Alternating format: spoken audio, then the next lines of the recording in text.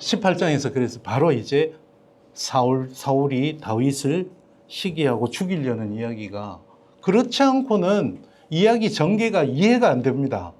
그죠? 자, 요건 누구 그림인지 아실 텐데, 렘브란트입니다. 렘브란트는 이때 이제 그 네덜란드, 렘브란트가 17세기였죠. 17세기 한창 그 네덜란드가 잘 나갈 때 그 동방에 대한 이 환상이 있었어요. 렘브란트가 성경 그림을 그릴 때 이렇게 아랍 계통으로 많이 그림을 그립니다. 그래서 다윗과 요나단이라는 건데, 여러분 누가 다윗이고 누가 요나단인 것 같으세요? 키 큰 게 다윗이에요? 키 작은 게 다윗이에요? 굉장히 많은 걸 심어놨어요. 렘브란트가 성경 정말 열심히 읽은 사람이에요.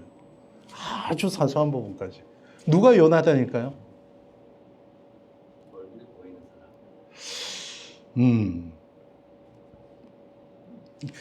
누가 누구한테 꿇었느냐를 생각해 보면 압니다. 다윗이 요나단에게 꿇었습니까? 요나단이 다윗에게 꿇었습니까? 요나단이 다윗에게 꿇었죠. 그러고 보면 지금 이 왕자의 옷을 입고 있고 왕자의 칼을 차고 있고 아직 벗어주기 전인 듯한, 저는 그렇게 보이는데, 어쨌거나 뭐 다르게 봐도 렘브란트가 뭐 무덤에서 벌떡 일어나서 아닙니다 할 것도 아니고, 예. 어쨌든 다윗과 요나단의 이야기, 일찌감치 아버지와 정치적으로 갈등을 벌였던 요나단이 이제 정치적으로 다윗을 선택합니다. 이 뒤에 뭐가 있을지는 성경은 또 말을 안 합니다.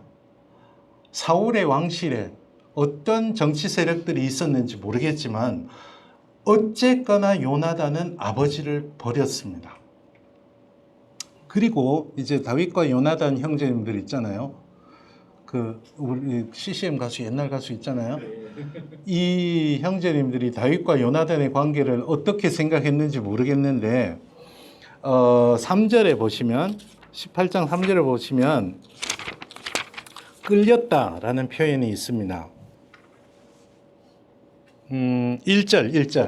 1절에 요나단은 다윗에게 마음이 끌렸다라는 표현이 337쪽 본문주석 첫 번에 보면 카샤르라는 닉시라 해서 이제 마음이 여성이기 때문에 여성 3인칭 여성 단수형을 썼는데, 이게 성경을 찾아보니까 각주 아래 보시면 정치적 맥락에서 굉장히 많이 쓰이는 용어입니다. 누구에게 반대하고 누구하고 모의하고 이런 데 카샤르라는 동사를 많이 씁니다. 그래서 끌렸다. 우리가 다윗과 요나단의 관계 뒤에 보면 3절에 보면 목숨만큼 사랑했다. 아헤브가 쓰였거든요. 그래가지고 주석을 보면 동성애까지 나가기도 합니다. 근데 그건 말도 안 되는 이야기고요. 이건 동성애의 차원이 아니라 정치적 관계의 가능성이 카샤르에 숨어 있습니다. 동맹 관계. 그래서 언약을 맺잖아요. 3절에 보면 언약을 맺었다. 카라트 브리트 여러분 잘 아시죠? 언약을 맺었다 했는데 이게 친구 관계에 맺을 언약은 아닙니다. 언약을 맺고 나서 요나단이 다윗에게 뭘 줍니까? 자기 겉옷을 주죠. 무일이라고 합니다. 히브리어로 무일. 이거는 신분을 나타내는 옷입니다. 왜 줘요? 옷이 없을 것 같아서 2세 집안도 살 만큼 살아서 옷이 없진 않습니다. 근데 왕자의 이 금색 옷, 저걸 벗어서 준 겁니다. 이게 무슨 의미예요? 옷은 신분입니다. 나 왕자 아니다. 네가 왕자다. 그리고 군복도 줍니다. 칼도 줍니다. 군복과 칼과 활은 세자로서 군사 지휘권도 넘겨주는 셈입니다. 지금 자기 신분과 군사 지휘권을 다 다윗에게 넘겨준 겁니다. 넘겨줬으면, 왕자로서 자기 기득권을 다 넘겨줬으면 왜 이랬을까? 어쨌거나 정치적 동맹관계를 맺은 건 맞는데 왜였을까? 사울은 인지하지 못했던 사울 가문의 한계를 요나단은 벌써 인지하고 있지 않았을까? 이건 그냥 넘기셔도 됩니다. 왜 요나단이 아버지를 버리고 다윗을 선택했을까? 를 보시면 어차피 아버지는 이미 임금자리를 지키지 못할 것이라는 현실 인식이 있었을 것 같다라는 거죠. 그러고 나서 5절에서 바로 이제 사울이 세력을 확 가는 곳마다 승리하고, 그리고 결정적으로 사울을 긁은 말이 뭡니까? 이게 여성들의 말이 결정적으로 이게 사울의 마음에 그 스크래치를 낸 거죠. 사울은 천천을 죽였는데 다윗은 만만이다. 사실 이거는 큰 이야기는 아닙니다. 사울과 다윗 천천만만, 사울과 다윗은 병행이고요. 천천만만은 점층법입니다. 그냥 넘겨들으려면 넘겨들을 수 있는 히브리식 수 표현입니다. 그런데 왜 나는 천이고 저놈은 만이야? 야, 이게 얼마나 옹졸한 말인가요? 그러니까 그것까지 걸리는 거죠. 그래서 다윗이 투석병이었다는 데서부터 의심이 시작되기 시작해서 9절에 보시면 그날부터 사울은 줄곧 다윗을 눈여겨보게 되었다. 여기 이제 성경에서 눈여겨봤다 했는데 우리가 좀 전에 했던 말로 하면 뭡니까? 정보원들을 심어서 뒷조사를 하기 시작한 거죠. 일거수일투족을 감시하기 시작한 거죠. 그리고 마침내 10절에서 11절 음악 치료를 하고 있을 때 1차 공격을 합니다. 저는 사울이 다윗을 시험해 본 것 같습니다. 다윗이 어느 정도로 군사훈련을 받았는지를 볼 수 있는 거죠. 그래서 일단 보통 내기가 아니다라는 걸 눈에서 확인한 거죠. 이때는 정신이 멀쩡했던 것 같습니다. 사울은 그냥 제정신 아닌 것처럼 하고 던진 거예요. 근데 이제 화자는 사실 이제 개인적이고 정신적인 문제를 계속 강조하고 있기는 합니다. 그거는 틀림없는 사실입니다. 이어서 사울이 다윗이 얼마나 민첩한 용사인지를 봤죠. 그 사이에 사울의 정보원들은 어느 정도 정황 증거들을 확보한 것 같아요. 그래서 다윗을 자기 옆에서 좌천시킵니다. 사실 임금에 무기 드는 사람이면 굉장히 높은 지위잖아요. 근데 천인대장으로 보냈다, 이건 좌천시킨 겁니다. 일선 전투 현장으로 보내서 언제 죽을지 모르는 전투 현장으로 보내서 사울의 바람은 싸우다 죽어라 이었을 겁니다. 그런데 이게 아니죠. 다윗이 잘하는 게 인내입니다. 인내. 여러분 같으면 갑자기 좌천되면 기분이 더럽지 않겠습니까? 진짜 열심히 싸웁니다.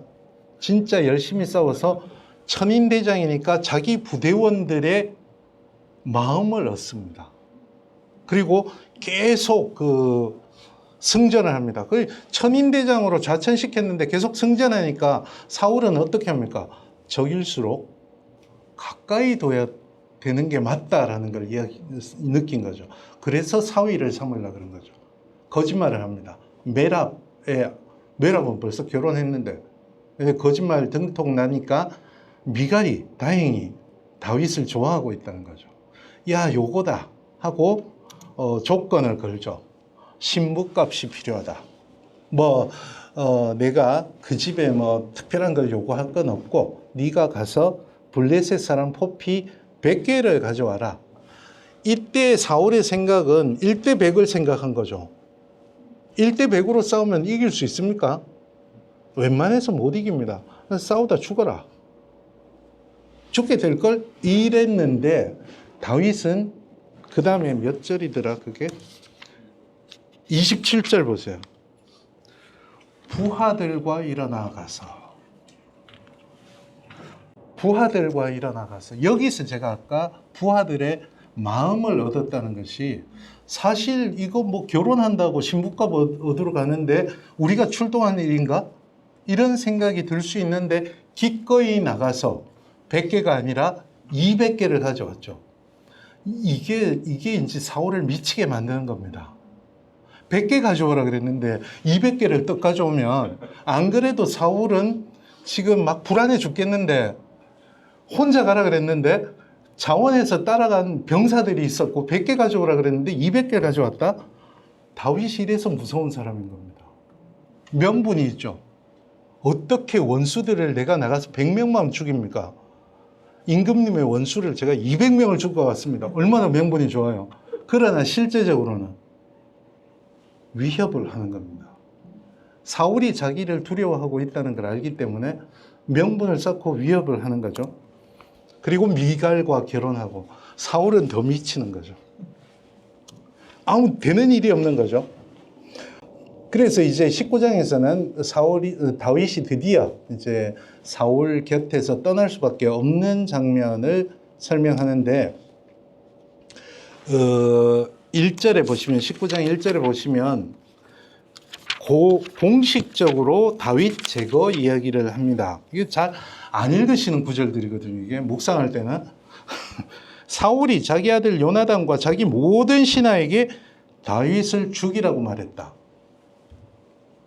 이거는 웬만큼 그 증거가 확보되지 않고는 이야기할 수 없는 거죠. 다윗이 사무엘과 연루됐다. 다윗과 사무엘과 이새가 우리 적이다라는 것을 정보를 확보했기 때문에 이렇게 한 거죠. 이때 뜬금없이 요나단이 다윗의 후견인을 자처하죠. 다윗을 얼른 숨겨주고 다윗을 변호하는 겁니다. 이게 또 이제 공식적으로 사울이 반박할 수 없는 변호를 하기 때문에 사울은 또 정치적으로 그러니까 요나단이 변호하는 것을 공개적으로 변호를 했기 때문에 이걸 반박할 수가 없습니다. 그래서 울며 겨자 먹기로 복귀시키고 왕실로 복귀시킵니다. 천인대장에서. 그러고 나서 또 다윗은 보란 듯이 승전해 나가고 압박해 오는 게 보통 수준이 넘습니다. 그 9절과 10절은 아까 앞에 있었던 내용과 굉장히 비슷해서 이것도 이제 서양 학자들은 자료 이야기를 하죠. 뭐 2번 공격했을 수 있죠. 예. 그래서 이번에도 용맹한 다윗은 이 공격을 피하고 이제 2번 공격 받으니까 이거는 치료로 해결될 문제가 아니다. 저분 제정신이다. 맨정신이다. 나를 이제 공식적으로 죽이려고 한다라고 하고 피신을 하죠. 이날 밤에 미갈이 다윗을 도망치게 했는데 침상째 들고 오라 그랬는데 이제 미갈은 요나단은 사실은 굉장히 주도면밀한 사람입니다. 주도면밀한 사람이라 다윗을 피신시키고 논리적으로 설명하고 그 다음 거 전략까지 세우고 하는데 미갈은 거기까지는 안 돼서 아버지 또 당시에는 딸이 아버지의 명을 어긴다는 것은 엄청난 일이었기 때문에 변명합니다. 다윗이 위협해서 어쩔 수 없었다로 변명해서 자기 살 길을 찾는 거죠. 사실은 미갈은 이 이후로 발디와 결혼하잖아요. 이 이후로 이제 다윗의 정적이 또 됩니다. 어쨌거나 그래서 다윗이 여기서 피해서 갈 수 있는 곳은 자기 후견인에게밖에 없고 이제는 더는 이 공작을 수면 아래에서 하기에는 일이 너무 커진 거죠. 그래서 다윗이 라마에 있는 사무엘에게 가는 것으로서 공식적으로 이제 정적으로 나서는 거죠. 이제 더 이상 그 첩보전으로 해결될 게 아니라 공식적으로 그냥 그 요즘 많이 하는 저희 이제 친한 교수님과 많이 하는 이야기가 뭘 자꾸 막 억지로 하려 그러면 무리수를 두게 되니까 그냥 흘러가는 대로 둬라. 이제 다윗은 흘러가는 대로 두고 있습니다. 그래서 여기서도 재밌는 이야기가 있죠. 그 몇 번씩 보냈는데 그 황홀경에 빠지는. 그래서 마지막에 사울이 찾아갔는데 사울마저 이제 황홀경에 빠지고 이렇게 완전히 사울과 사무엘 다윗의 정쟁은 이제 본격화되고 있습니다. 다윗과 요나단, 이제 다윗과 요나단이 언약을 하는데 다윗이 기브아 수도로 찾아갑니다. 이건 진짜 굉장히 위험한 행동이죠. 그래서 요나단이 앞선 언약에서 다윗에게 자기의 모든 뭐 기득권, 부신분과 군사 지도력을 넘겨줬잖아요.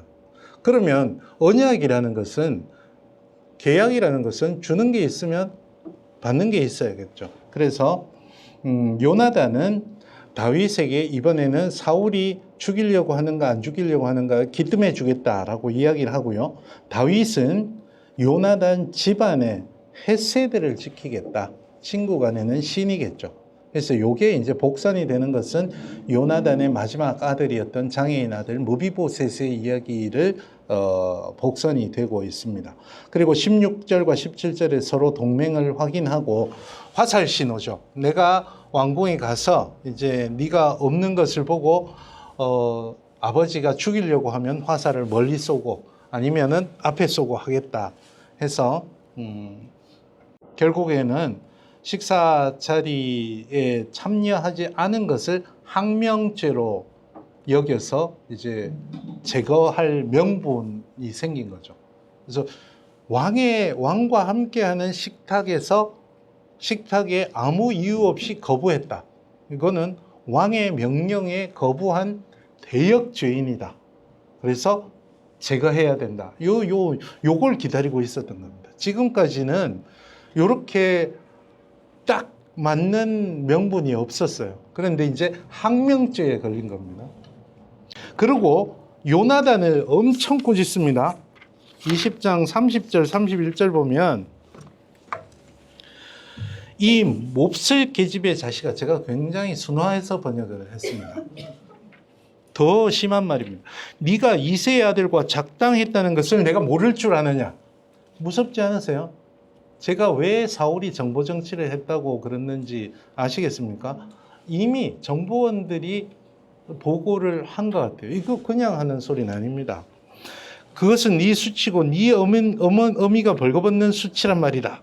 이새의 아들이 이 땅에 살아있는 동안 절대로 너와 네 나라가 든든히 서지 못한다. 사실 요나단 속으로 그러니까 말이죠 아버지 라고 했을 수 있겠죠.